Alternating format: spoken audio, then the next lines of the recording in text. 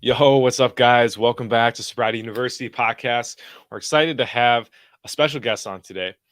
We've taken a little break from the podcast to kind of do some things behind the scenes, but we're back today, and we got my homie Apollo Nash. Welcome to the channel, brother.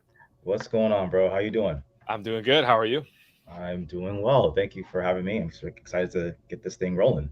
Yeah, dude. You're our first DJ to be on the channel, so this is a special moment. Oh man. I'm a big house music lover, and I know a lot of other folks out there are. So I'm really looking forward to talking to you about your journey with alcohol. So as we begin, why don't you just dive in and tell us a little bit about yourself and who you are? Yeah, sure. So my name is Greg. I produce dance music, electronic music under my Apollo Nash alias. I've been producing, well, technically on and off since like 2013. That's kind of when I started everything and kind of started diving into music, into the scene in general. But then I really started to take it a little more seriously. I want to say sometime around 2017, and that's when I kind of got my first release in kind of like the trance world. And then I've kind of just been building my profile, building up my portfolio, and kind of finding my way into like bigger and better labels. And yeah, so now we're in 2023. Got a couple other shows on my belt, a lot of music that came out too, and yeah, here we are. That's awesome, man. Now, we were talking a little bit before the show. What got you into trance versus another genre? Oh man, it's a bit of a long story, but I'll try to keep it very short and succinct. But I'll kind of tie into like how I kind of got into just dance music in general and kind of how I came across trance. This was kind of back in say 2000 and I want to say it might have been 2009 actually. Unfortunately, I kind of had a bit of a family emergency, kind of lost my home to a fire, and I had a high school friend by the name of Brian. He was someone I met in high school, and he was very much into just music in general. So every now and again, he would like send me music, send me mixtapes of like random albums, random like singles and things like that. He was the one that kind of put me on to guys like DJ Shadow and put me on to Daft Punk and all those bands and Classic. stuff. Yeah, absolutely. So after the fire that happened to me, he sent my brother this remix from Workshop and Robin for the Golden Robot. It's from Spencer and Hill. It's like this old like electro house track that came out back in like 2008, 2009, and I thought that was awesome. Pandora was pretty big at the time, so usually when you find a song, you just punch it into Pandora Radio, and you find like all the songs are like similar to that. So from there, I came across a bunch of other electronic acts, but the first two that I think really stood out to me was Cascade and Deadmau5. They had a song called "Move for Me," and then I found their EP "Move for Me." I remember, and then again, kind of like wanting to find more music that was like that, punched that into Pandora, and then from there, I found Ocean Lab.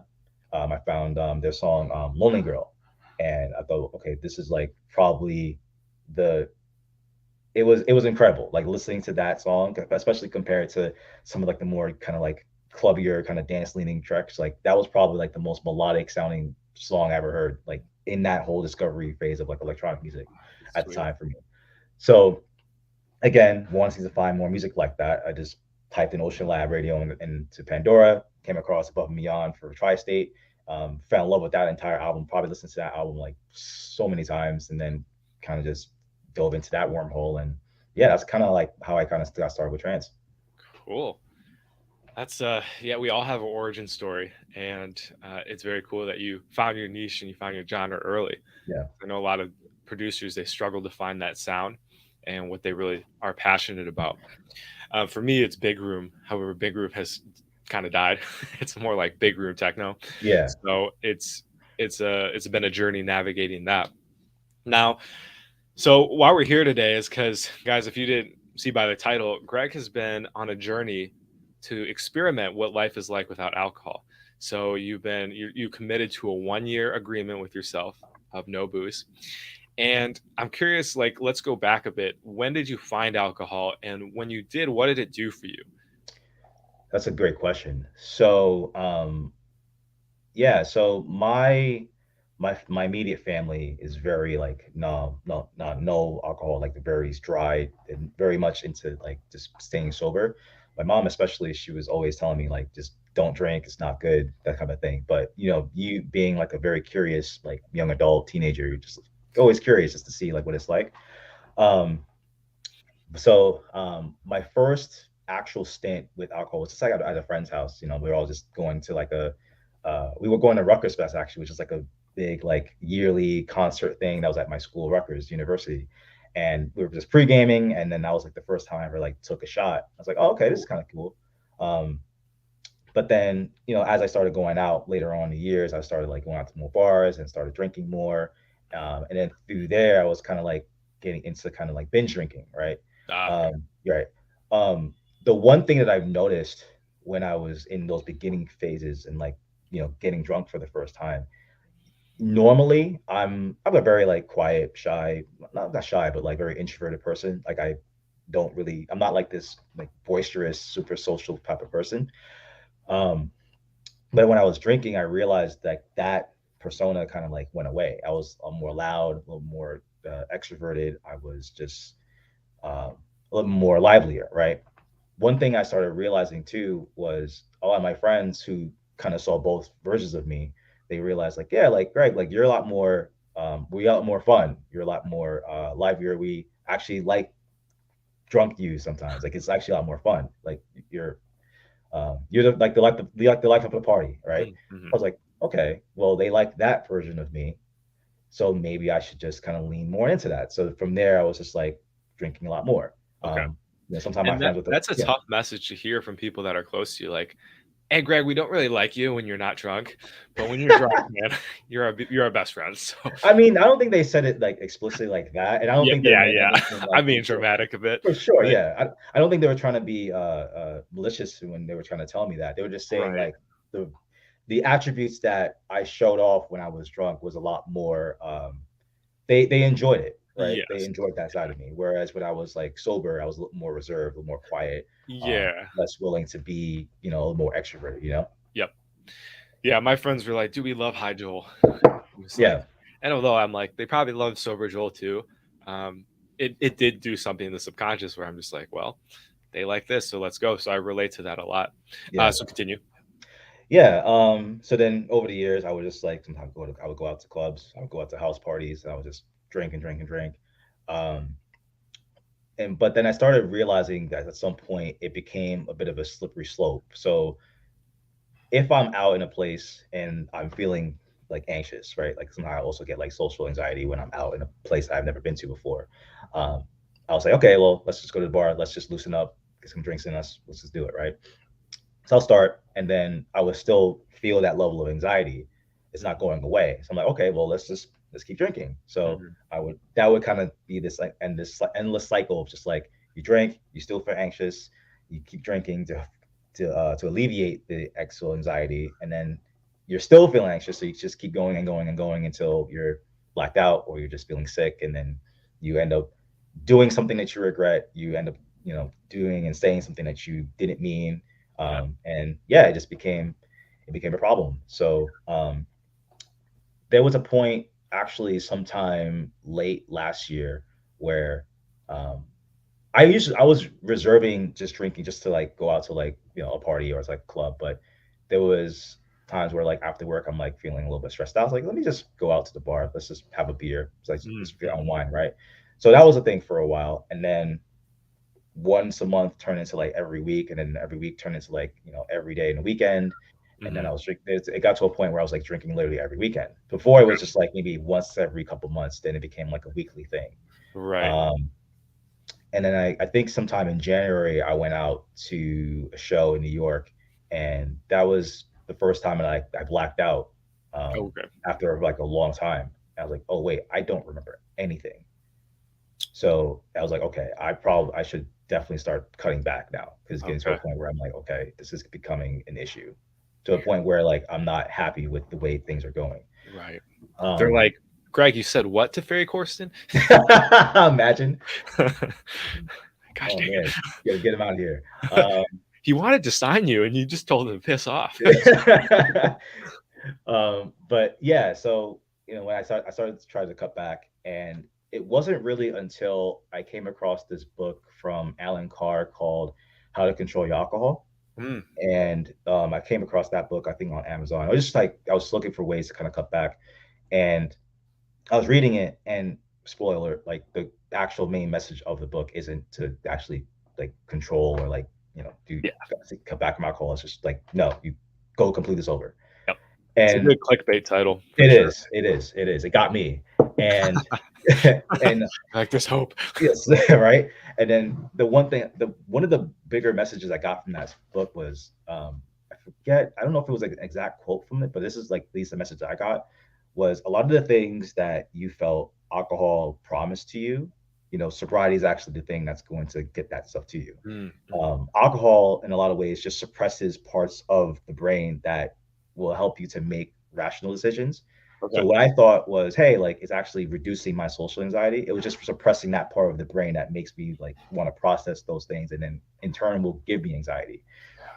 Because then when like if you go back to those same settings, and you're not drinking, you're still anxious. It didn't really make it go away. It just kind of Right. like alcohol just make you just kind of like just forget about it and just kind of suppress that part of your brain to kind of process those things. And then of course it We went through. talk about that Yeah, a lot. To interrupt you here quick, Greg, about that on this channel is that a lot of people, once they get sober, all that stuff that they've been hiding comes back up. yeah, So it's absolutely a suppressant. And I'm glad you said that and had that realization, because a lot of people don't realize that. And then when all that stuff comes up, they're like, what the hell's going on? Like, I'm going crazy. right. Nope. It's always, And this even went back to what I was saying earlier about like the endless cycle and kind of like the slippery slope, where it's like you go out, you drink to kind of alleviate the anxiety that you get, but then you're realizing like, oh wait, I still feel anxious. I'm still feeling nervous. So still feeling the thing that I'm not trying to feel right now. So you just keep drinking more to hopefully alleviate, but then you just you end up either getting really sick or just blacking out or just doing something you end up regretting. So hearing that from Alan was like, okay, that makes a lot of sense. nice. You know, Totally. 100%. And those nights can be fun, and they can also be a slippery slope, like you said. So you had that realization. And then what made you decide, yo, Greg, I want to take a year off for myself and just to have this change of pace, etc. yeah. So after I read that, and even though I said I wanted to cut back, I was like, you know what? Maybe I should just try just cutting out for a year. Because I still enjoy like a mixed drink every now and again. I still enjoy like having like a tall IPA or whatever. But in the late summer and the fall, looking back on it, you know, I remember when I was younger, I would say I would never bring alcohol home. I would never drink like that frequently. And then sure enough, that actually happened. Yeah. So I realized like, you know what, I need to take like a break for a while, especially when, like I mentioned before, I was drinking that frequently for like that whole season. Yeah. Plus, like I had my entire 20s of like just going out and just drinking whenever I was out and stuff. So I was like, you know what, let me just take a step back a bit and see what life is like now, like as a 30 something year old. Like, let's try being sober from alcohol for a little bit and kind of see what I find and see what happens. Um, I was also at a point where I was looks also like uh, I was yeah, I was also looking for new work, and I finally got a new job, and things were kind of like improving in my life in a lot of ways. So I was like, you know what, and I kind of made the assessment that out of all the bad things that happened to me in the last like 10 years, alcohol always had some level of involvement with it. So I was like, okay, let me see if I remove this and see how life ends up turning out in like the next year. Right. And I was like, okay, let's just give it a try. I think as of today, I might be at 160 days. Let's So I was like, go. yeah, thank you. Congrats. And yeah, thank you. And yeah, let's see what happens in like the next 6 months and see where I'm at. Cool. Cool. So that is definitely something we're going to be diving into here a little bit for the rest of the show, is to find out what those changes were like for you. And I guess we'll just start there. How are you feeling today? 150 days in, what's your Uh, I feel good. I mean, I feel great. I think my biggest worry for a long time was if I'm out again, like how would I be able to still enjoy myself like in like a social setting, or if yeah. I'm like at a bar, like can I still go to a bar? Yeah. And that was like my biggest concern. And now like I'm finding out that there's so many different alternatives to still enjoy yourself at the bar, right? Like hey, like there's non-alcoholic drinks you can Mm. enjoy, right? Like there's non-alcoholic beer. Yeah, I actually found out that like I like beer, but like I don't have to have it with alcohol now. It's like, oh Yeah. wait, you mean I can enjoy beer and not get wasted now? Like that's awesome. Like I can enjoy myself and have this level of clarity. That's another thing too. Like I think there's a level of clarity that I feel like I get now that I have now that I'm out and doing stuff socially. Like I'm fully aware of everything. I'm not at this point where I'm out at like a nightclub or I'm at like a bar or like a party or whatever, and then I'm drinking, and then over the span of 3-4 hours, things get hazy, things get blurry. I'm Mm. not fully aware of the things that I'm doing. There's like a level of clarity that I've gotten during those instances. It's like, this is pretty neat. It's actually really cool to actually be able to have that. It sounds like, yeah, you're just more present wherever you go now. So Yeah. you don't have that suppressant holding you down. And now I'm very curious. I'm sure the audience is too. So you're a DJ in a nightclub, bro. Yeah. You're Yeah. not drinking. Like, tell me about that. Like, how does that work? So I remember, so it's actually, there've been a few instances that kind of uh, made me kind of take a step back and realize like, oh wow, like this is different.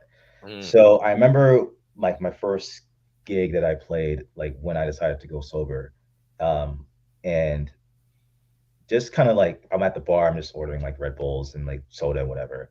And you get a chance to just observe and just kind of look around and see what's happening. And it's like I don't want to say I'm like the only person in it that's sober, yeah. but it's almost a bit more obvious to see like who's drunk, who's Oh, totally. tipsy, right? You get that level of awareness. Yeah. And then sometimes you're kind of trying to interact with people who have just been drinking like a ton. Mm. And you're kind of trying to interact with them and observe and see what's going on. And it's like, oh, okay, so you're acting super obnoxious now. I'm gonna go away. Normally, if I was like drunk, I'd be like just entertaining it. But now I'm like, yeah, I'm good. I don't want to know. Mm. Um, and so, but it's still cool. Like I think I still get some level of social anxiety when I'm in those spaces, but Sure. it's definitely it's definitely great to still be able to have your full bearings and be fully aware of what's going on. Especially, and I've also noticed too, like, being, I won't say professional, but just someone who's like in the industry or working or whatever. Um, I remember when I used to drink and sometimes I get drunk and sometimes like I'll meet people who are like, or, in the industry too, like other industry people or even like the headliner. And there have been instances where I would get way too lit and I would say and do things that were embarrassing. Oh no. So you Yeah. did talk to Ferry. Oh no, I listen, like I was able to have a full conversation with Ferry. That was like an awesome thing. Actually, by the way, he's an awesome guy. I love talking to him. Um, but I feel like if I was probably drinking a lot or like in a very inebriated state, that conversation would have went totally different. You know what I mean? Mhm. But yeah, being able to have that level of clarity and being able to kind of still achieve that level of like professionalism that you Yeah. can kind of, because it also gives me the impression that like I'm taking this seriously now, right? Like Right. I'm not like getting wasted. I'm actually working. I can actually like have my full bearing, even if I'm not working, even if I'm not like playing. Like it's still like I'm here. I'm taking this seriously. I'm interacting with other people who may be drinking or maybe not be drinking, but I Mhm. still have my full bearings. I'm fully aware of what's going on, what I'm doing, and yeah, there's a level of confidence that you get too, where it's like I don't have to drink and get myself loosened up just to be able to kind of navigate in that space. Totally. Yeah. And I like how you put that, because although like a lot of people, they see the consequences of their drinking and that's kind of a big factor for them. Once you start seeing wins, like you being able to have that conversation with Ferry, like I imagine that was a huge, and Ferry Corson, by the way, guys, who's a huge DJ, if you didn't know, you getting to have that conversation with him and connect. And I think you guys did a collab or you did like a remix for him, right? No, I didn't do no, not Oh, yet. okay. I'm tripping, but But I'll write that on the vision board though. yeah, nice, nice. I'm sure that was confirmation for you too, that like what I'm doing is working, because I just got to have this experience with him.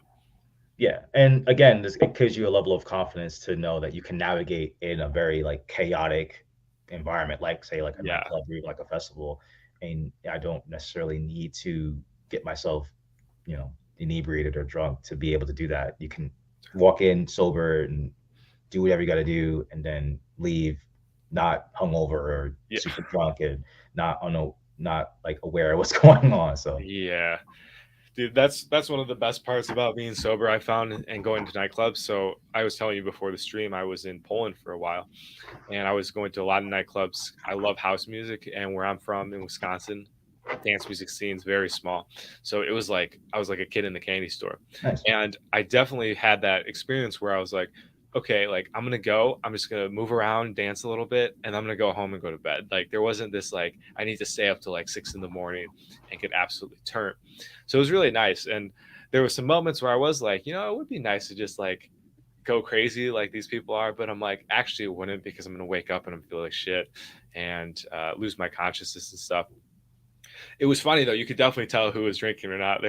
There's like that, there's that like wild party energy, Yeah. that There's for sure. there's there's been a lot of moments even like recently where you still go to shows and you're kind of seeing like the guy or the person who's like blacked out, like really lit, and then you're seeing and you're hearing the things that they're saying, and you're just like, oh really? Like you're gonna say that? Like, and especially and especially seeing who they're speaking to, it's like, oh, okay, you're really making a really bad impression here. Like this, Ugh, yeah. I know like if you were sober, you wouldn't be saying that, you know? right, right. So but then like you watching that and it's like and you also think back like, wait, was that me? Did I used to do that? You know? No, not me. Yeah, no way. No. But then then it's like, oh wait, that might have been. I Oh might yeah, have had sure. one instance where it was like that. So Oh yes, yeah. yes. Alcohol, yeah, it's a crazy crazy thing, man. So let's rewind a little bit. When you first decided to quit, how was that like first month or so for you? Um so it was interesting because most of the time when I go out, I don't really drink at home unless like I'm coming back from a place that I was at, right? Um, so the first time I went out in that month, it was a little weird because you're in the space where you're just surrounded by alcohol and you feel like that's the only thing that you can drink. Um, so when you can't order vodka, you can't order beer, you can't order tequila, or whatever. You have to stick with just soda or water or something like that. And you get and I've gotten comments sometimes where it's like, well, you're at a bar, so what do you like? What's the point about being here if you're not going to drink, right? So there's a lot of like sometimes there's some like social pressure to Mm, still have to kind of follow the rules and okay. if you're at the bar, you have to drink alcohol, which or if at the club, you have to drink alcohol, whatever, right? So there's a lot of that, but I was lucky to again come across some other drinks you can drink. Like again, I discovered that I actually like beer, right? But I Mhm. don't have to. But then there's options where there's no alcohol in it, like there's not Yeah. alcohol, like Heineken zeros, right? I can drink that. So being able to find those options has been really helpful. So now it's like I don't feel weird. I mean, I still get like made fun of sometimes for drinking that stuff, but Well, it's who's like, that? hey, listen, like I can drink this and not wake up tomorrow hungover. I can wake up at like 8 o'clock in the morning and feel great. I'm not hungover at like and then having to recover all day. That's another thing too. So when you're out and then you come back home and you're sleeping, you don't have to wake up at like 9 o'clock, 10 o'clock in the morning hungover, or you have to spend the entire day recovering from that hangover and you Mhm. wasted the entire day. So Yeah. being able to kind of see that kind of progress where it's like I can get up and feel great and not feel hungover in any sense is like, oh, this is pretty neat. And just getting used to that and being able to, oh, another thing too is, realizing that you're not spending as much money Mm, anymore, right? dude. Like, so now instead of, you know, cashing well, closing out your tab and realizing like, oh shoot, like I definitely spent way more than I expected to because most of the most of your orders just be like alcohol you're drinking. Now it's maybe like, it's significantly less than that. So I've saved a lot of money on that too. Nice. Yeah. Yeah, drinks can be expensive, man, especially depending on the nightclub you go to. Yeah. I'm a big fan of when I go out to a club, I just grab a club soda and lime, and it looks like I have a gin and tonic or something. Yeah. No one asks. I have noticed though, there's a bit of like an energetic difference, which is one of the things that doesn't make me super excited to go clubbing anymore. Is that like yeah, I could be cordial, I can be professional, I can still like laugh and stuff, but there's not that just like real raw connection because I know in the back of my mind that they are on a different frequency wave. with the alcohol. So have you experienced anything like that? Like you're kind of almost just going through the motions in a sense? It depends. So if someone's just like kind of sipping on a drink and they're still like at that fairly Mm, sane spot, then I think it's fine. Um, but like I mentioned earlier, like at some point you'll start to see the people who are like really messed up, and you realize that you can't really have like a actual coherent conversation, you know. So it's like, okay, I like I'll entertain it, but at some point I'm probably gonna like kind of gravitate away for a little bit, yeah. you know. There have been some people who it's like at first it starts off as a nice conversation, and then they get really belligerent, and then I'm like, okay, I'm good. Um, but yeah, I mean, for the most part, it's been. I wouldn't say I've noticed any like significant changes, but I think it's easier to notice now when someone has kind of like gone a little too far. Mm, You know, like yeah. you can see like, okay, this person did not like control them. They did not monitor how much they were drinking, and it just kind of got to that point of like no return. So You see in their eyes, they get the the like roll blaze, back. Yeah, yeah, yeah. it's fun. It is funny sometimes, especially if they're a character. So, um, now how has not drinking affected your DJing when you're on stage when you're performing? It's a good question. So I think ends up happening is when you initially, you know, when I'm just stepping up to the decks and I'm like sober, I get a little. I'm still very nervous, right? Like it's just the kind of the first time, the first moment of the night, you're getting warmed up. Usually, when I'm drinking, I tend to be a little bit more loose and not really so much in my head. But the downside of that is, you know, you're not as on point. You're not as focused, right? At least for me, anyway. Yeah, Um, but when I'm sober now, it's like, okay, I still get those pre-performance jitters and nerves and stuff. But after, you know, after like the first few songs, you're kind of like in the zone, right? yeah. You're good. But I think now when I'm like sober, it's like I'm fully like locked in and I'm fully focused on what I'm doing. Um, you know, I still feel a little, it still feels a little awkward and still get a little nervous at times. Um, but after a while, when you kind of like loosen up, you're not relying so much on alcohol to kind of loosen up. Now it's just like however you're feeling at that moment, and you're fully aware of how you're feeling at that moment. So, um, yeah, it's definitely helped me to kind of retain the focus that I have, and I'm not so Okay. like, you know, I don't have to worry about being like losing control or being sloppy or anything like that. You know. Yeah. Now I'm wondering, like, is there a difference in like your energy when you're up on stage, like to the crowd? Because I found that when I've DJed sober, it becomes more of like a workout. So it's almost like I'm like leading a hit class or something, or like a fitness class. Sure. Versus, I'm sure when I mean, you see the guys drunk, they're just like in their DJ mode and like being DJs, right? Yeah. Did you notice a difference in how you perform when you've been off? I'll be honest with you. So usually when I was drinking, I was a little bit less reserved and, you know, a little bit more lively. Hmm. Um, when I'm sober now, it's like I'm a little bit less. I'm a little bit more reserved and a little bit more kind of like locked in and focused. I'm not as livelier and kind of trying to like more eager to like engage with the crowd, you know. Um, so there's a difference there. I think just I'm basing that off of like the 2 or 3 shows that I played, right? So, Okay. you know, again, we're comparing, you know, Yeah. 5 years of performing also while drinking versus now the 2 or 3 months of being sober and not having to do that, right?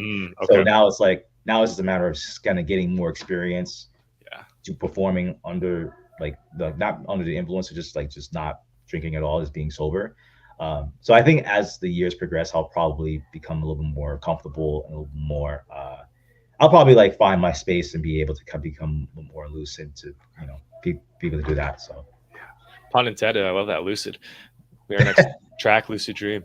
So yeah, there you go. we got our homie Josh coming in right now to got a couple questions. What's up, brother? How's it going? Thanks for having me. Yeah, you're welcome. Thanks for What's going coming on, on. Josh? Nice to meet you. Nice to meet you too, man. Yeah, so cool. So we are all dance music lovers, I believe. So Oh, we can yes. Oh yeah, fuck yeah. cool convo. Yeah, Josh, you just want to ask some questions and start ripping it, feel free. Yeah, I mean, I would say like, I guess the big question that I would have, right, would be, how did your, before being sober impact your relationships, and then like after, right? Like, how is that transitional phase? Because I think that's the part that scares a lot of people the most, is that, they're always worried about what that transitional phase will be like. That's a great question. So I know for like in my 20s when I was out and stuff, I had a lot of friends who were also partying and stuff like that. And we all drank together. Um, but when I decided to kind of cut back for a little while, like even throughout the years, like my kind of friend circle has kind of decreased a little bit. It's kind of shrunk in size. But a lot of the friends who I've kind of told that I was decided to kind of take this year-long break, they were fully supportive. They were not judgmental. They never really say, they weren't like directly saying, "Yeah, we'll never hang out with you anymore." Like, you got to come drink. Or they never really like peer pressured me to start drinking or anything like that. So I was very lucky to have friends currently that were very supportive of my decision to kind of take the break.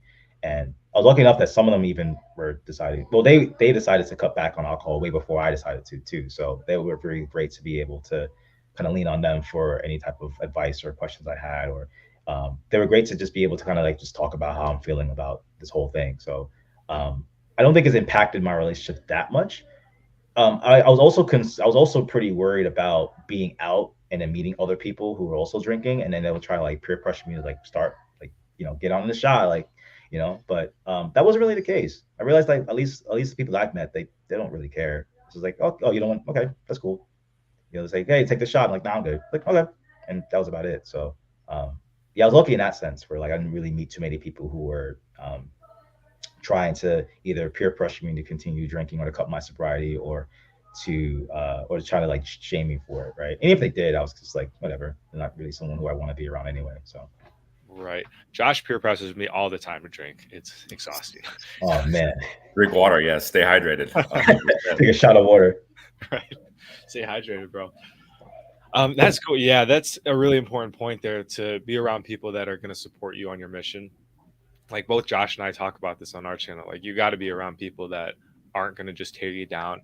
And I know that can happen a lot when you're on like a sober path. People that maybe you drank with or partied with are just like, dude, what's happened to Greg? Like, what's he doing? Now he's just this crazy person.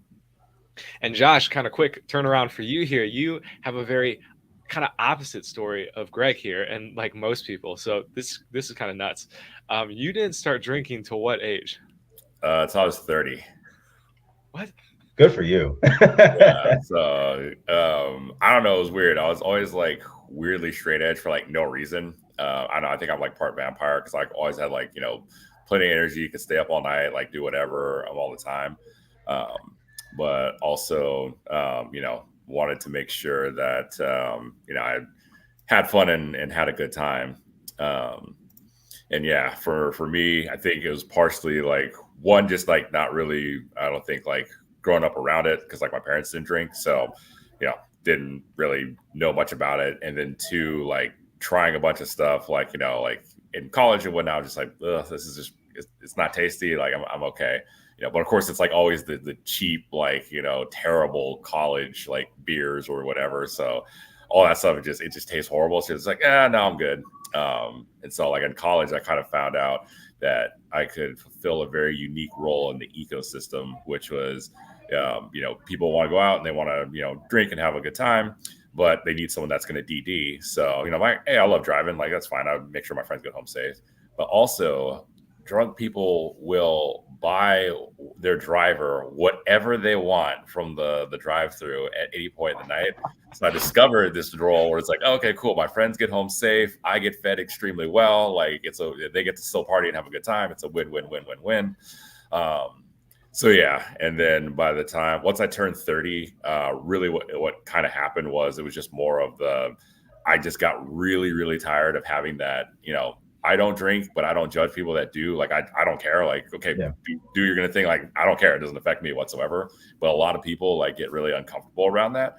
So I got really tired of having that conversation. So he's like, you know what, let me let me give this another try. Let me see if there's something in there I liked. And so then like kind of discovered the glorious world of cocktails and whiskey and champagne. But then once I like turned 31, I was like reviewing my budget. And I was like, why is it costing so much to go out now? And then I look back, I was like, oh yeah, because I'm not having like my Sprite and 7-Ups or pineapple juices. Like, oh yeah, okay, yeah, these cost a bit more. So yeah, I was a little bit in for a surprise on that one. But I've kind of, I guess, the opposite journey. So I guess my lever's running pretty strong. Well, and Josh, you came up with a video recently, so go check out Josh's channel, guys, about how you have to budget your lifestyle. So I'm sure there were some adjustments in the budget. Yes, major adjustments were made, especially like in a city like LA, where it's probably one of like the most expensive cities to drink. So like it's really wild. Like I'll go out to like I was in San Antonio, Texas, a couple of years ago. I go to this like cool spot, and they have like some crazy sounding cocktails. Like, oh yeah, whatever, I'll try that. Sounds good. And the bartender goes, "Sir, are you sure? Just so you know, it's like one of our pricier cocktails." I was like, "Well, like how much is it?" He's like, "It's $9." And I'm just thinking, like, dude, like bless your heart, you're just trying to warn me about a $9 cocktail. It's like from so it's like double it up, bro. Like we're good to go. I relate to what you're saying, Josh, because when I was about to quit drinking, I just started to drink nicer whiskey. So I was drinking like Jack Daniels, and I wasn't drinking Fleischmann's or like Natty Lights anymore. And thankfully, I was on the way out of alcohol drinking. So, but I'm like, if I would have found this stuff in college instead of drinking like, I don't know, like, what was it, Captain Morgan? No, Captain Morgan's pretty good. The really bad stuff, just like, I think I would have been a little more hooked, but I was drinking the shit of the barrel. So I think I associated alcohol as bad, because after a night of Natty Lights and Red Dog, you're just like, bro. Yeah, and I figured like, all right, I got to like make up for some lost ground. Like my craziest purchase ever was $1,700 for a glass of cranberry juice, because it was bottle service at a bachelor party. And like half the guys didn't show up, but I was the best man. So I didn't drink at the time, right? So all I had was a glass of cranberry juice, but of course, bottles, everything, alcohol's flowing. So of course the bill shows up, and it's like $1,700 shy, and I've already spent like $1,500 this night. So I was like, all right, I'm best man. Like and at the time I was like, that really hurt. I was like, all right, whatever, I got it. Like we're good. So yeah, that's probably my most ridiculous purchase. Is like an extra $1,700 for a glass of cranberry juice. So I'm like, all right, now let me get that back tax on it. What a sneaky move by the bachelor. By the groom. He's like, who's gonna pay for my drinks tonight? No, actually, it wasn't his fault. The problem was that we had it was all laid out. It was gonna be like, I don't know, like $100 a person or something, but it's like half the people didn't show up. So that was the problem. Man. Yeah, like half of them didn't show up. So naturally there were some angry questions later. But yeah, that was the big issue. So it's one of those things where it's like, looking back on it now, it's like I can kind of laugh at it. But yeah, it was a pretty wild night though.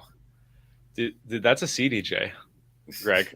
That's like one. If you go behind the booth and you see the really fancy mixers for DJing, $1,700. You can get yourself one of those. And just one though. Just one. Yeah, you get one. There's a lot you can do with that. Yeah. So Greg, coming back to you here a bit, I'm curious, what is kind of your long-term plan or with alcohol and stuff? Do you think it's something you're going to continue, or where's your head at with that right now? I don't know. So I know I decided to just take the year off and just kind of see what that kind of lands me. I don't know if I'm going to be full, like if I'm going to like start back up drinking after like the year. But I'm just kind of taking it one day at a time. I will tell you that, just based off of all the conversations we've been having and just kind of looking back on, what my experience has been like in the last couple months, I've been finding more reasons to not really drink, or at least drink as heavily as I used to, versus to go back to that space. So, who knows? Maybe I'll decide to maybe extend this to another 2 years, or maybe I'll just kind of cut back significantly where it's like, okay, I maybe drink like every once in a while. Or something like that. But yeah, like I said, like we'll just take one day at a time and see what happens. And that's a good mindset, guys. If you're out there and you're struggling with quitting, just they say this in recovery groups too, like one day at a time, like just focus on what you can do today, make an oath in your every morning to get up and just say, today I'm not going to drink. And that's what I had to do anyway. And just take things very slowly, because if you look too far in the future, it can be a little daunting and be like, oh my gosh, like how am I going to go 3 years like without drinking, right? So I like that tip. I know that wasn't a tip, but it ended up being a tip. Just take things one day at a time. And this pertains to everything too, business, relationships. The more you can focus on what's going on in this moment and today, you're going to find that you're just a lot less stressed, and there's a lot less worry too.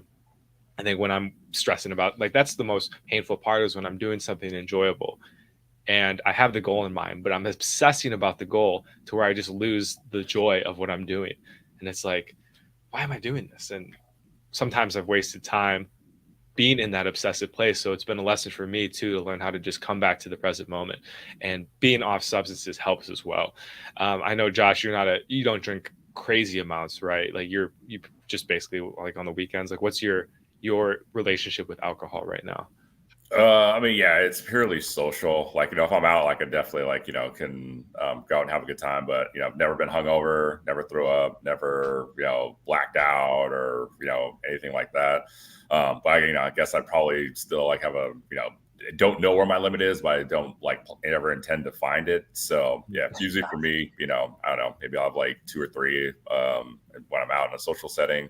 There's definitely been some nights where it's like, all right, cool. Like, we just have a, long day, and it's like, we're having fun. But for me, still just having the fundamental habits built in of, like, not really drinking. I always want to make sure that, I'm good. So, and then plus 2 now, where I'm just like looking at, like, all right, like, it's in LA, like, a lot of places drinks are getting close to like $30 a pop, and it's like, all right, like, is it like, that's so what wild. are we doing here? So it's like, starts to add up, and you're just like, all right, like, it's so yeah, for myself, it's keep it relatively calm. But yeah, I mean, I got a ton of alcohol at my house, and like, I never drink any of it when I'm on my own. So folks come over, like, hey, you want to have some? Yeah, sure, okay, cool, let's do it. But that, and then typically I avoid shots. But every now and again, maybe a shot comes in to play. But you're what we call a normie, where you don't have that addictive likeness towards alcohol. So speaking of normies, that terrible transition, but we got our homie Huds here, another homie here, and we're gonna bring him in. What's up, brother? Yeah, what's going on? Yeah, good to see Dude, you. I love this discussion. I mean, I'm a huge fan of EDM. And you also know I'm a huge fan of drinking, so it's always interesting to have these type of conversations. So really nice to meet you, man. This is really interesting, because I know a couple DJs, I know some that don't really drink either, and I'm like curious, and I got some questions about like the industry. So like, how many other DJs do you know that are actually sober, or that don't drink? I know one of my other close friends, he decided to cut back on drinking a lot too, because he's kind of come to the same conclusion that, when you're out at nightclubs and you're tempted to drink, sometimes things can go left very, very quickly. I'm trying to think, who else do I know?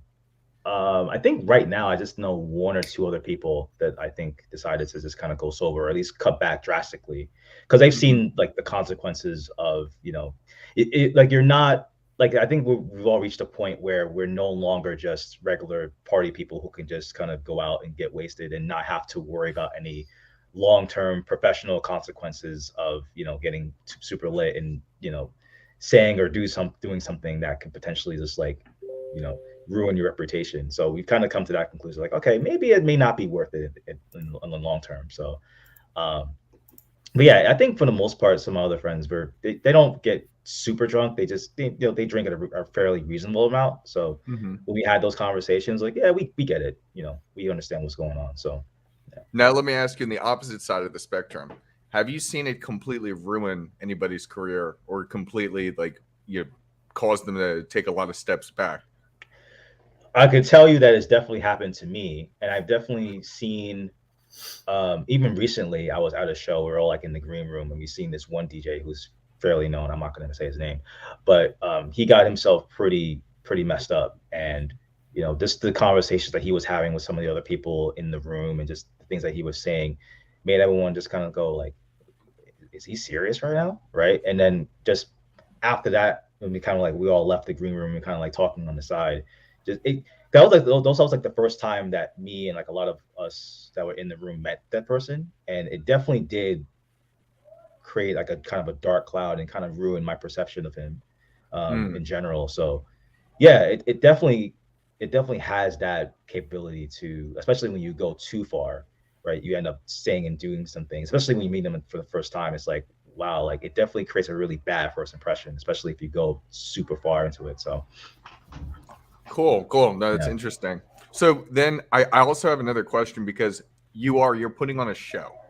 So when you're putting on a show, sometimes things are fake. So I know that they have that like a lot of times they have bottles and stuff on stage, maybe throwing stuff out into the crowd, or maybe they're taking shots themselves on stage. Do they ever do that with like you've got, let's say, a bottle of Grey Goose and you're taking shots? Is it ever just water instead?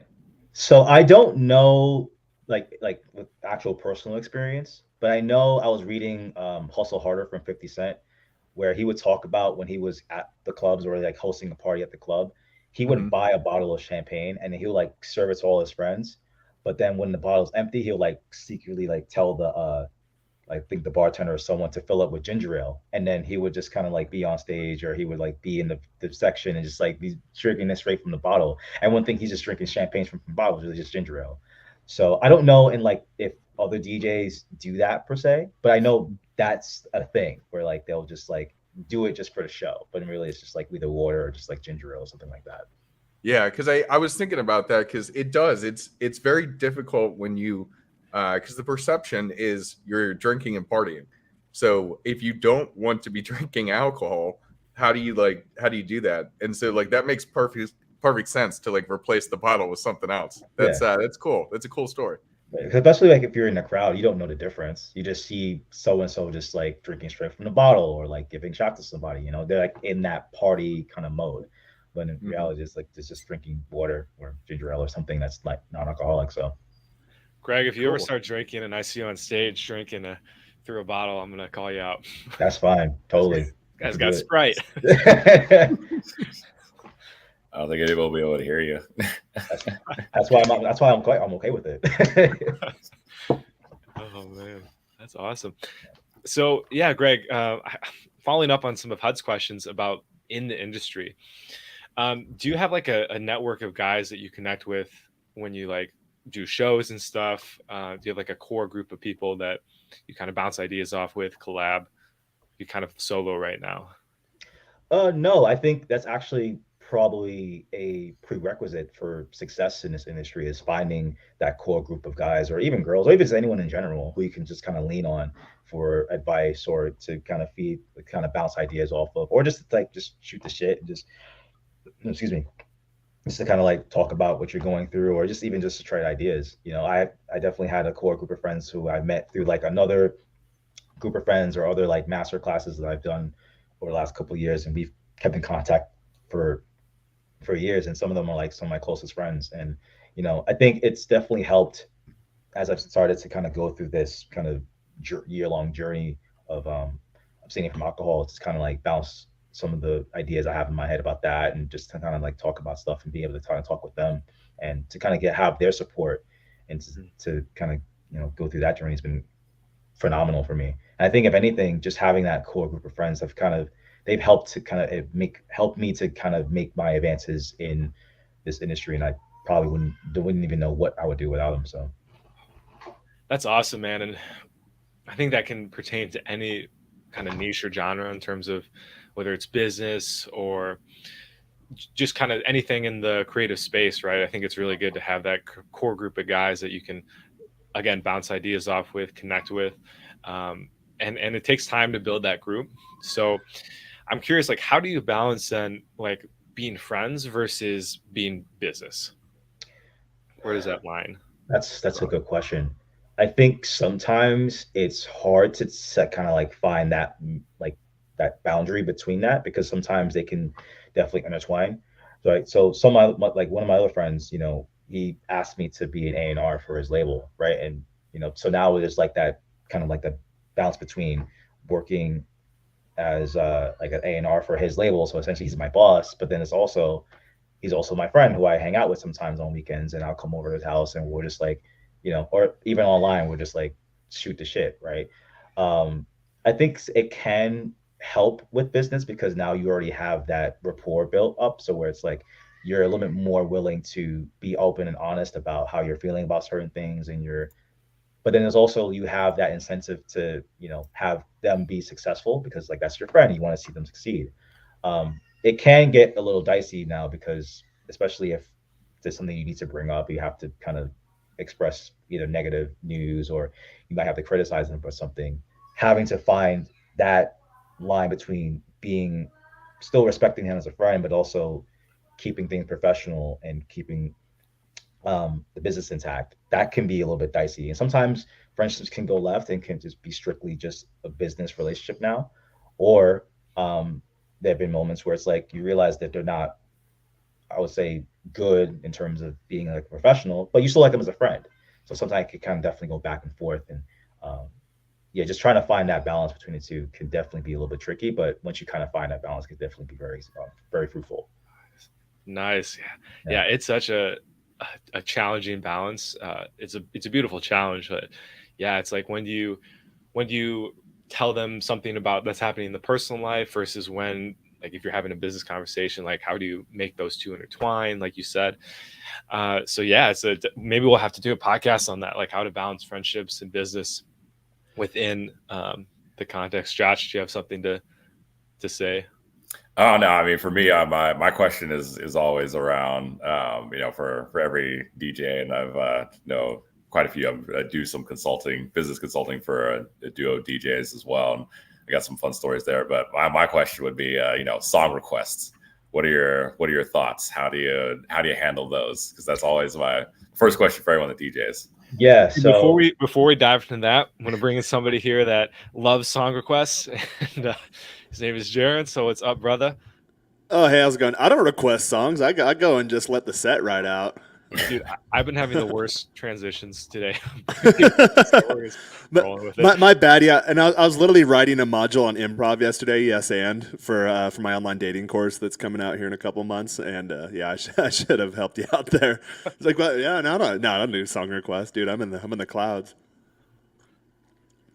Also, Greg, back to you.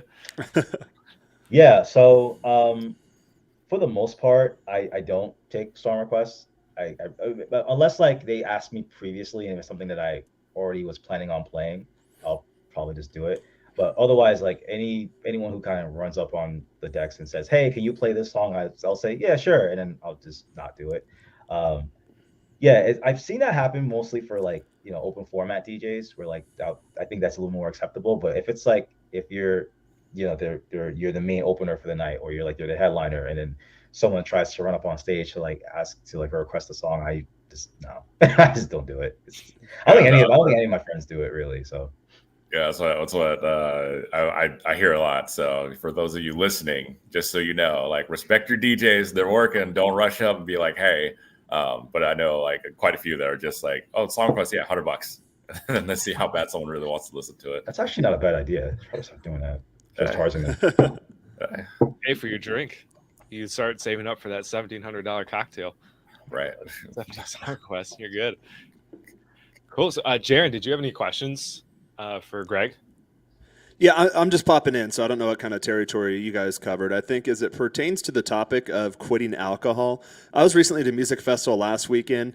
Come in, and this happens at every festival I go to. Come in like, all right, we're gonna keep it cool. We're just maybe we'll get like a little high going, ride it out through the weekend, and then literally a week later, I'm still having weird dreams, and like my brain can't tell if I'm awake or asleep. So that's starting to subside a bit, but I always wonder, like when we were at the festival last weekend, and it was a relatively smaller, more intimate type environment, that there were a lot of after parties, and the the good vibes went on all night, and then you get maybe a couple hours of sleep. It's not really sleep. It's not recovery. It's not restful sleep. You get up and then you do it again, and you string multiple days together. I was wondering, in terms of when you were in that ambiance, or maybe you were still drinking. I don't know how often you were drinking, or if you were doing other substances. How do you maintain that lifestyle? How do you manage it? Because after 3 days of that, I am zonked for the next week. So I couldn't imagine being on the road and just doing that time after time after time again. So I haven't done any like long strings of like shows or like touring or anything like that. But when I was in my 20s, even like a little bit in my 30s, I would like do these like long 3-day festivals and then mix in like an after party or two. And then all those days were just like doing the pre-gaming and then going out to the actual festival and drinking there. And then sometimes even at the after party, we're still going, right? So, after 3 days of that, it can be very exhausting and tiring. And, nowadays it's like, okay, after that, I need like a good month off of just like relaxation and just like not looking at alcohol at all. In my 20s, like, oh yeah, we just did a 3-day festival. Let's go out again in this coming Saturday, right? So it's like a little bit easier. But even looking back on it now, it's like I don't even know how I was able to do that. Like it's just insane because all of that just kind of just takes a toll on your body, and it can definitely have a lot of negative effects to you. So, but nowadays it's like, yeah, I can't do 3 days of that anymore. Like I need at least like a long time to kind of recover. So, but now it's like, if I'm not doing anything like that, it's a little bit easier to recover because now it's like, I'm actually getting a full, 8 hours of sleep. As versus like staying up until 7 or 8 o'clock in the morning, sleeping for 4 hours and then doing it all over again. Now it's like, okay, I need to get the full 8. I can actually hydrate myself in the day. And then, I would say transitioning into that kind of plan of attack in terms of doing these long marathons of parties definitely has helped a lot. I plan the pre-festivities and post-festivities too, in terms of I've got electrolytes the whole time if I'm doing other substances that are common in those types of environments, and then afterwards make sure you eat a good diet, make sure that I block out a couple days of work just because like I'm awake, but I'm not like really 100% fully consciously there. How do you go about managing a come down? And that's whether you're just doing alcohol plus another substance, or literally just being in the desert for 3 days, sweating your ass off and dancing nonstop. It feels like you ran a marathon afterwards. What would you recommend for like the come down of the festival vibes? Definitely taking some time off either from work or school or whatever, just to kind of give yourself time to just reset and just relax. Definitely avoid doing anything like hard substances or anything like that up to that point. And then, just taking it easy, just relaxing, finding any type of like decompression kind of techniques to do, whether it be like getting a massage or just laying down, or make sure you're hydrating yourself, like you said, electrolytes, like drinking Gatorade or drinking water, getting yourself hydrated, and again, having like a solid diet, because when you're out at these festivals, they're not serving like the healthiest food in the world. It's just like a lot of fast food stuff and a lot of alcohol and a lot of like junk we barely food. eat it all. It's a liquid diet. That too, yeah. Like sometimes you're not even eating at all, and you're just kind of just riding off of the calories there. But making sure that afterwards you're making sure you're getting like the full 3 meals a day and making sure you're getting like nutrition and stuff like that. So that's definitely helped me out in the last like time I've been going out. And if I'm going out of festivals, and making sure I have that day or two of just trying to just reset and just getting myself in a better spot to get back to my baseline. So, and I have one more question. I know that common in these types of environments, like I played sports in college, and it was the same thing. Half the time, yeah, you'd go on the road for a weekend, but really a lot of the team would care more about the after parties than the actual like games or athletic competition element of being involved in a university sport. And when you're in that environment, how difficult is it, or is it difficult, or if it is difficult, how do you manage being the lone sober DJ on the set list? Or are there a lot of guys that kind of put that in a box, treat it as their profession, take it seriously, and maybe, yeah, they'll show up at the after parties, but they're not necessarily partaking in all the activities? So in the last few months, it's been, I don't really go around telling everyone that I'm sober. I'm just chilling. If I get offered a drink, I'll just say, nah, I'm good. And I've been lucky enough to find or come across guys who just like, okay, that's fine. They don't really peer. Yeah, most people don't push. They don't really noticed at all. Like, yeah. It's really cool to see that. But honestly, I don't really do a whole lot of after parties anymore. just because I feel like after like the full like 9, 10 to like 4 o'clock, 5 o'clock in the morning of like doing that, the after party is the last thing I want to do. I just want to go sleep. So usually I just like, yeah, I peace out and I go home. And I've been again lucky enough to not run into too many people who like try to peer pressure you to like go to the after party or to like continue the whole thing. So it's just been like, yep, I'm good. I just show up, I do my thing, I hang out for a little bit, go home and sleep, and that's it. One last question that came to my mind. Sure. Aside from having a giant group of girls with you, what's the best way to get into an after party? Let's say like me and my dude roll out to a festival. It's in a state we've never been before. We don't really have a large social network. How do we get closer to getting into the after party type things? Usually we'll just roll out with some girls and that kind of helps, but it's hypothetical. Girls usually helps. Yeah, girls usually helps. And then also just knowing the person who's either organizing it or hosting it, just getting close with them, and then getting to know them, connecting with them, and then bringing a ton of girls with you. Josh, you just had a video on that, didn't you? Yeah, which I'm like, the after party most recently was at my house, and I hosted some. We were doing the after, yeah. So that works too. I get a question too, just kind of going off of that because Jaren's making me think of some other stuff. So, what is like a secret or some type of misconception or like fun fact about the industry that you didn't know until you were actually out there performing? This might sound a little messed up, but I'm going to go for it anyway. It's not as organized as you think it is. It's very, like, a lot of times things are less professional than you think. Things are very much all over the place. And I didn't realize that until I started to really, get myself involved with other labels and start directly interacting with some of the industry people. Like, kind of realizing, like, oh, wait, like, especially now that I'm also working at like a regular corporate job and kind of like seeing that difference between how they do things versus how a lot of people in nightlife kind of operate. And it's like, wow, this is like a very stark difference. Like in my corporate job, this would never, ever happen. Like no one would ever tolerate this, So yeah, like it's cool, but then sometimes in terms of like things being a little more lax and less uptight, but sometimes it can create less than desirable results when it comes to getting things done. So, just that level of laxness and lack of professionalism was definitely a surprise for me, for sure.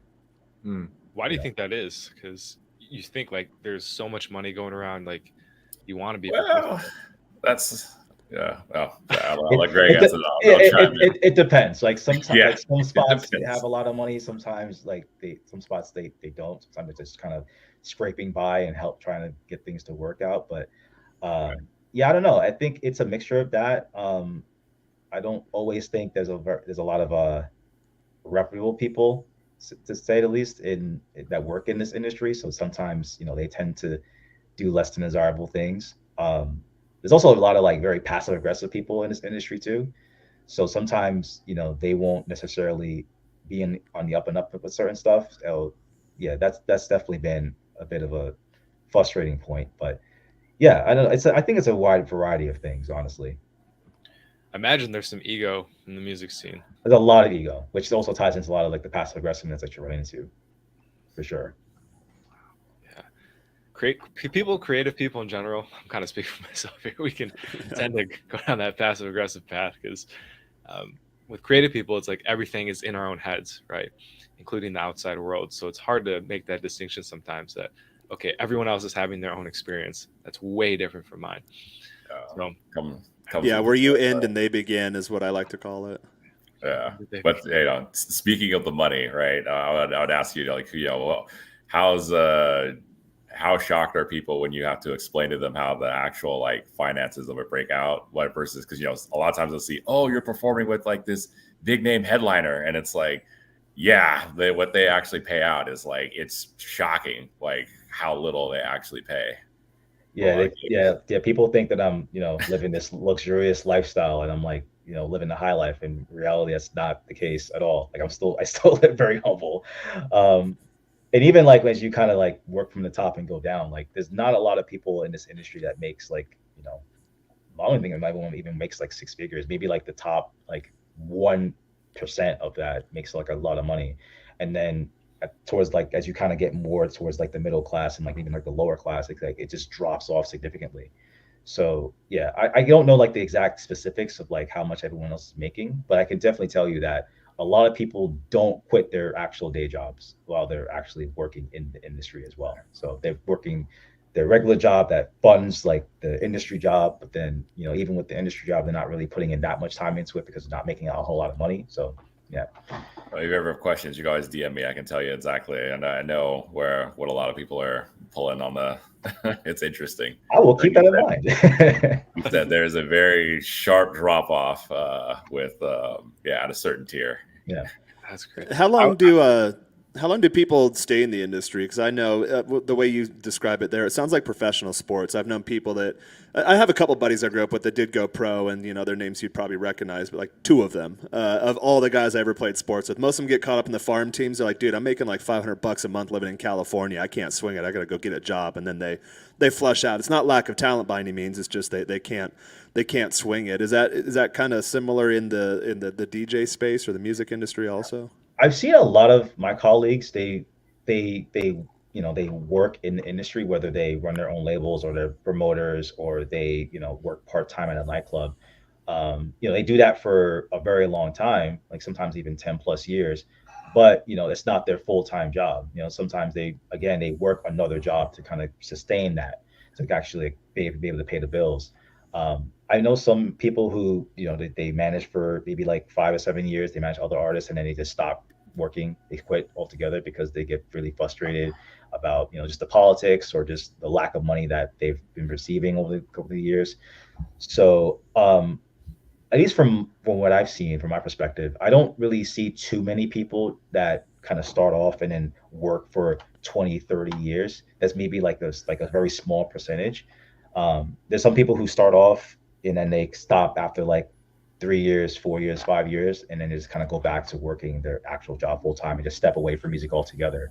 So it's a mixed bag, but I don't really see too many people, at least the ones I've met, who've been in this for 20, 30 years, and then just say like this is my actual job. So they always have something else that's kind of sustaining them, but then they kind of like dabble and do it sometimes. So I found that I was getting coached by a couple guys, and they're like big names, like they're signed with Armin, they're signed with these massive like W&W, like they're signed to those labels, and they're doing coaching because that's how they have to pay for their lifestyle. Like they can't make money off DJ, and especially when the COVID hit, they all lost their shows, so they really had to like double down on the coaching. And it was just, it was really eye-opening for me because my goal with music was to kind of travel the world, have that lavish DJ lifestyle, and they're kind of like, yeah man, that probably ain't gonna work out for you. It's like, we're not trying to be negative, but like unless you're like Deadmau5 or like a Savant that just like creates a new genre in the music scene, it's very difficult to get to that place. So it's funny too, because right after I was told that, I found Rich Cooper, and then I transitioned out of music, so it kind of all aligned pretty well. And he's like, dude, you got to start making money and stuff. I didn't want to be 40 years old in my studio apartment making beats.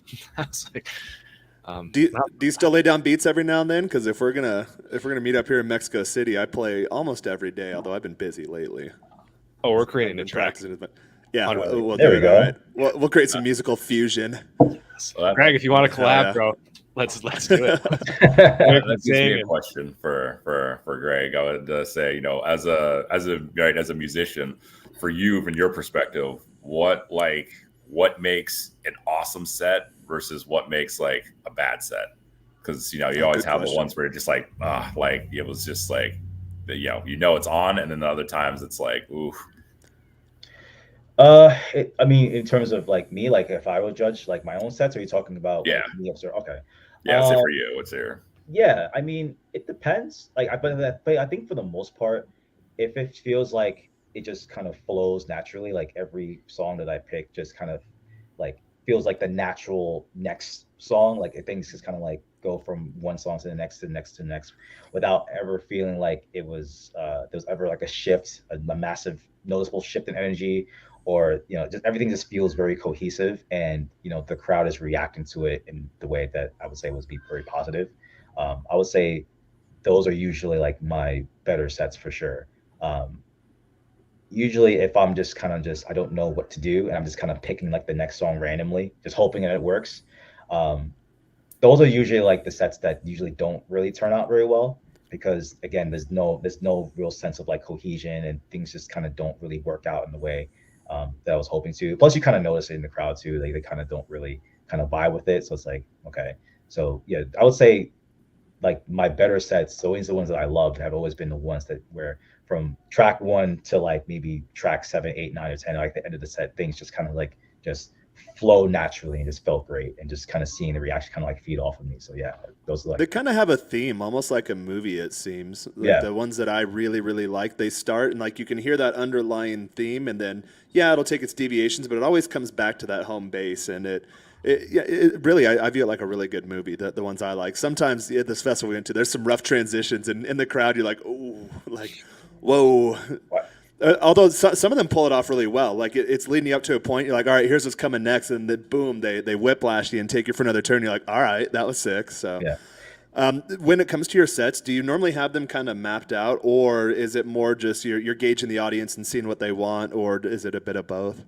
That's a great question. So in the beginning, even I think even leading up to this year, I would really plan out, like pre-plan a lot of the sets that what I would play out.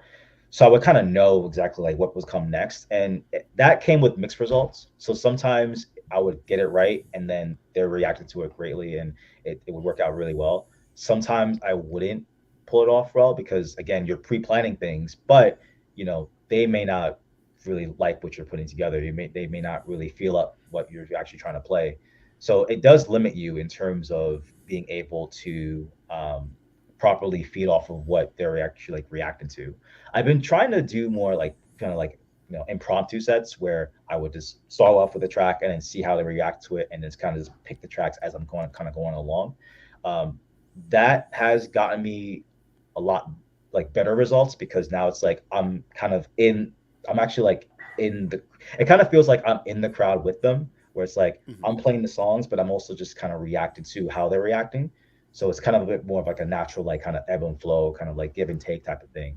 You're creating a So shared experience. right, you're getting an extra experience, absolutely. That brings me to one more question. I've always heard, and this could be a ridiculous question, especially with like wedding DJs or strip club DJs or like DJs at bars, that they'll use it for kind of crowd control. Like, hey, let's slow it down, get people to the bar. Hey, let's speed it up. We need more people on the dance floor. I know there's a couple of times like we were going pretty hard, and like your heartbeat's racing. All of a sudden it slows down. You're like, oh, I need water, and we had these little hand fans, and oh, nice little break. To what degree is that true, if at all? For performing DJs, like say like if you're like headlining a night or you're just a warm up, well, it depends. So like if you're like the headliners, sometimes that's not always the case. Like you just play your set and that's it. I've definitely heard that term being used before where like especially with open format DJs, they'll kind of use it to kind of like, control the crowd where there'd be smaller segments where just like a dancing segment where everyone's on the floor. Then, maybe for like 5, 10 minutes, you'll play a slower song to get people to the bar to get more drinks and stuff. And you kind of have this kind of like back and forth where it's like you have a section where people are getting the drinks, bring it back to the floor, get the drinks back to the floor, and you kind of like that kind of cycle kind of occurs throughout the night. So I've definitely heard that used in certain like I guess parties situations. Yeah.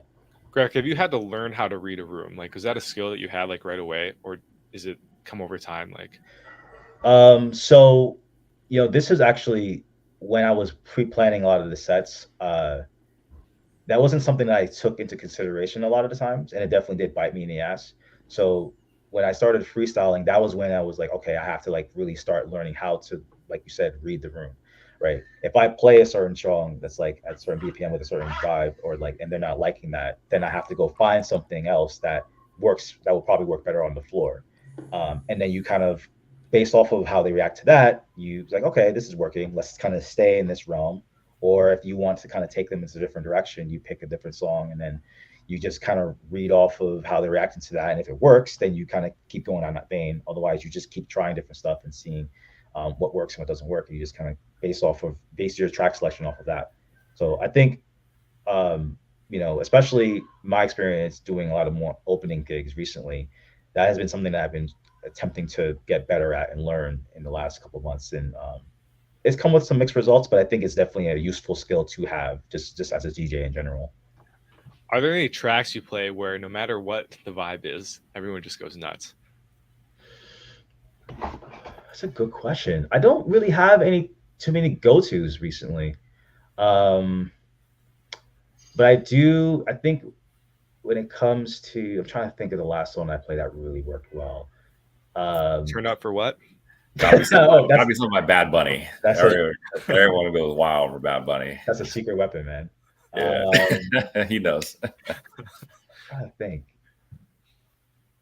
No, I can't think of one right now. Actually, I've played so many different sets in the last couple of years. I don't really have like a solid go-to, and a lot of the gigs I've been playing have either been like like a straight up like door set where I'm just literally just warming up the crowd, or either like right before the headliner comes on, or it's just like a headlining gig. It's been like a mixed bag, and I never really have like one song that always works. It's always just been like different songs for different situations. So. One tip I'm going to throw in here that I learned is that you never play the headliner's songs ever. Yes, you don't ever do that. Don't ever do that. Yeah. Unless you want to piss them off or you have beef with them and you really just want to ruin their whole night. Yeah, yeah, totally. Play his old discography if you want to. But yeah, for the most part, yeah, don't do that. Dude, that would be so funny that you like play a majority of their songs before they go on. You're like an extension of them.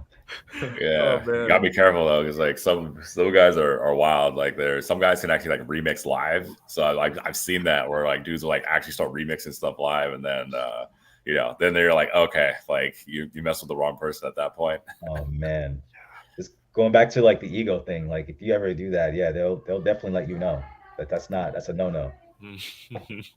I heard the story like one guy, it might have been like Above and Beyond or something, but the headliner played all their tracks like as homage, so it was meant to be like out of respect, but they didn't know that like it just ruined their show.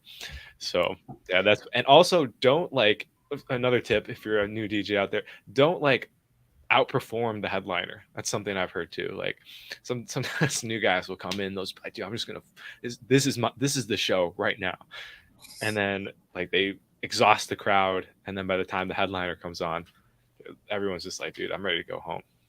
I bet that's why it's always good to at least ask the promoter like what is expected, like what type of songs should you play, like what BPM should you stay in, what kind of vibe are you looking for. Well, I know some of the newer guys who are just like, yeah, this is my night, it's time to like do the thing. They never really last long in the scene. Like they usually, it's like a grand opening, grand closing, they're already done. So now I gotta ask, what's your wildest story as a DJ? Like, so this was actually like the very first gig that I played in New York. So I had a friend who was supposed to open for Super and Tab back in May of 2019, but he couldn't play. I think something happened. He got sick, so he actually like managed to recommend me as a sub. I was talking, and I've never DJed live before. So this is like the first time we were doing this. So I was talking to the promoter. I told him like, listen, like this is my situation. I've never played out live before, but I'll put something together. He's like, cool, totally cool with it. But it was one of those boat parties in the city, but they've been notorious for not starting on time. So when I showed up to like to start my set rather, they weren't even set up yet. So my set time just got completely blown away. The next set of guys were scheduled to go up, but they were like, yeah, you could totally go back to back with us. So it's totally fine. So I was like, okay, cool. So I actually ended up like my first gig ended up being just me going back to back with this duo out in Long Island. And it was a lot of fun. It was really cool. We were supposed to open. We were supposed to kind of do more, like play more like kind of warm up, kind of like, low BPM, kind of like vibey type of records. We didn't do that. We just totally played like a bunch of headliner stuff, like Big Room 128, super trance stuff. We were totally not supposed to do that, and we did it anyway. But it actually ended up being a lot of fun. It was probably like the most fun we've had. It ended up being a set that I almost didn't play, but it was definitely something I'll never forget. It was awesome. That's awesome, man. That's beautiful. So, guys, we are going to wrap up here. Greg, a couple questions for you to wrap up the show here. A couple pieces of advice you would give to, one, people that are starting out in the music industry, and then two, people that are either taking a break from alcohol, trying to manage their substance use, or quit completely. Sure.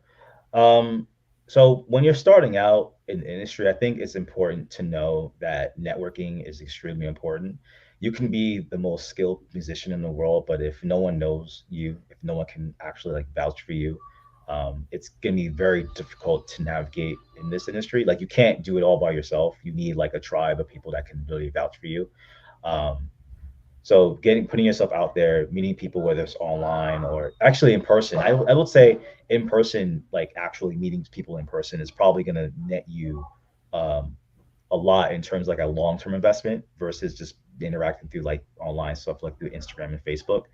Because they just know you as just like this face online, right? Versus actually like getting that in-person interaction. I think that will take you much farther in life. So definitely network a lot, get yourself out there, get involved with your local scene, or at least know the people that are in your local scene, and at least um, get that in-person engagement for sure.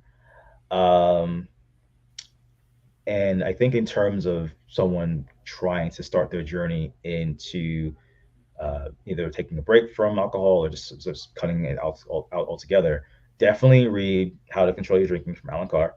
That was definitely the book that kind of made me decide to just take that long break, and and to definitely find people who you can kind of lean on in terms of getting support and getting advice from. It could be your family, it could be your friends. If it also involves just going to AA, that works too.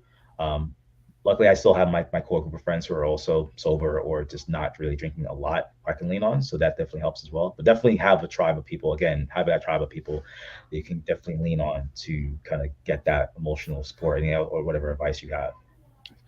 Great tip. And speaking of some of your support here, we got Beth saying your sets are always banger. So Hey, what's up, Beth? Shout out to Beth. She's someone who I know from the New York scene for sure. cool. Yeah. Awesome. Yeah, man, I'm excited to see you live someday for sure. So we'll just go a little around the table here. You guys can say where people can find you, what you're doing in the space right now. So Huds, we'll start with you, my friend. Sure. So I'm a dating coach. So that's my gift to the world.